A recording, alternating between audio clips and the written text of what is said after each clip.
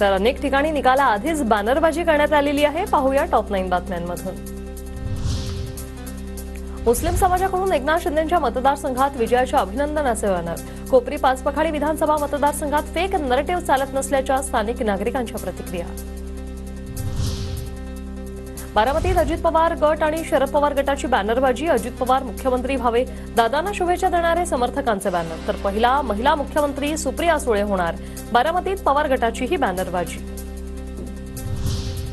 भोर विधानसभा मतदारसंघात संग्राम थोपटे यांच्या विजयाचे बॅनर लागले। पुणे सातारा महामार्गावरील वेळू शिंदेवाडी गावाच्या हद्दीत बॅनरबाजी। थोपटे चौथ्यांदा निवडणुकीच्या रिंगणात। रायगडच्या रोहा शहरामध्ये आदिती तटकर यांच्या विजयाचे बॅनर झळकले। निकालापूर्वीच कार्यकर्त्यांनी दिल्या विजयाच्या शुभेच्छा। इंदापुरात दत्तात्रय भरणे आणि हर्षवर्धन पाटील यांच्या विजयाचे बॅनर झळकले।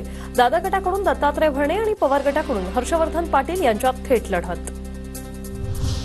धाराशिवच्या परंडा आणि वाशी तालुक्यात तानाजी सावंत यांच्या विजयाचे बॅनर। उद्याच्या निकालाआधीच कार्यकर्त्यांकडून ही बॅनरबाजी।